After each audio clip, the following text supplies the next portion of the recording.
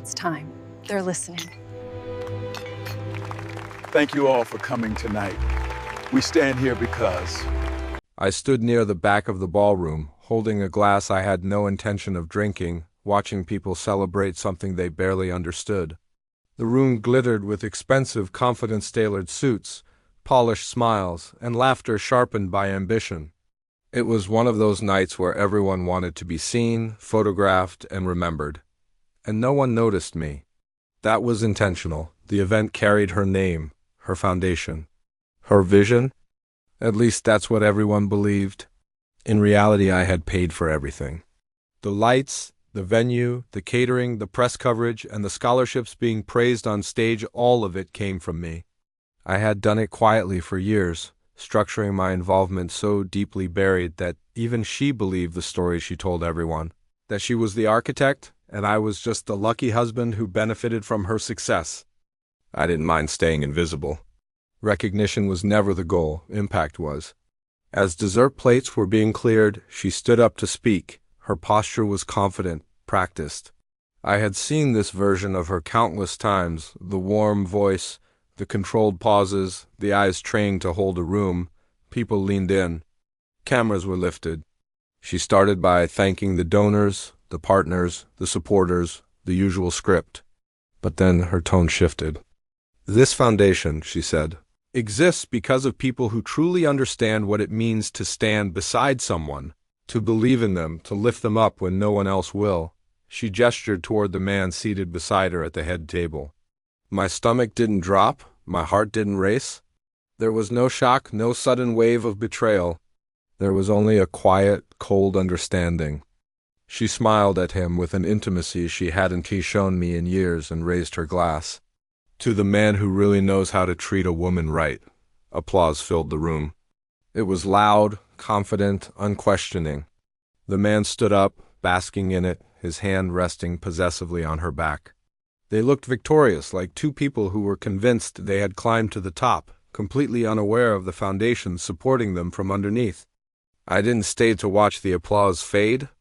I placed my untouched glass on a passing tray, buttoned my jacket, and walked out without a word. Outside, the night air was cool and quiet. My car was waiting. As I slid into the back seat, my phone buzzed. It wasn't from her. It was from a board member, someone already uneasy, already sensing the instability in the air. I didn't answer. That night I went home and opened a file I had been building for months. It hadn't started out of suspicion, but out of simple curiosity. It began with numbers that didn't align, expenses that felt inflated, decisions that were made without any proper oversight. The more I looked, the clearer the picture became, and that entitlement had devolved into exploitation. By morning, the mechanisms I had put in place were already moving. Funding streams were paused automatically. Audits were triggered by clauses no one remembered signing.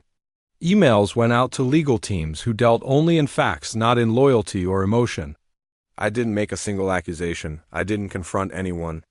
I simply let the systems do what systems are designed to do when integrity collapses.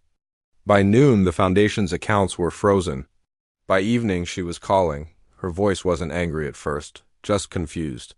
She asked if something was wrong, if there had been a mistake, if I knew anything about the delays. I listened quietly as she spoke. Then her confusion turned to frustration, and she started demanding answers. I told her the truth, calmly and without emotion. I told her that I knew about the affair, that I knew about the money, that the applause she enjoyed so much the night before had been funded by a trust she no longer deserved. She immediately accused me of jealousy, of being controlling, of trying to humiliate her. I didn't argue, I just said nothing. The investigation unfolded faster than she expected. Paper trails are patient. They just wait for someone to pull on the right thread. Vendors began to testify. Financial records surfaced. The carefully constructed stories unraveled one by one. The man she toasted disappeared from her life almost overnight. He stopped answering her calls and distanced himself publicly. Opportunists always run when the spotlight turns harsh. She tried to rewrite the narrative.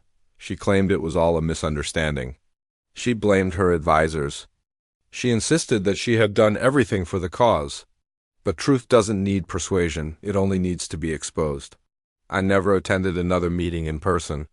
I watched from a distance as board members scrambled, as confidence drained from the faces that had once applauded her without a single question. Within a few weeks, her position was suspended. Within a few months, criminal charges followed. People asked me later how I managed to stay so calm, why I didn't confront her on stage that night, why I didn't embarrass her publicly in the heat of the moment. My answer was always the same: real power doesn't need an audience. The divorce was brief. There were no dramatic arguments, no emotional appeals that mattered anymore. What we had supposedly built together turned out to be something I had been carrying all alone. Once I finally set it down, there was nothing left to negotiate. The foundation survived. That was what mattered to me more than any form of revenge. New leadership stepped in. Stricter controls were put in place. The mission returned to what it was always supposed to be about: helping people who would never attend a fancy gala or wear a tuxedo. I went back to my life of anonymity. Quiet contributions, no names on walls, no self-congratulatory speeches. Months later, I received an invitation to another event, this one celebrating the foundation's recovery and its renewed success. I declined. Reading reports about the students whose lives had been changed because opportunities reached them before corruption did.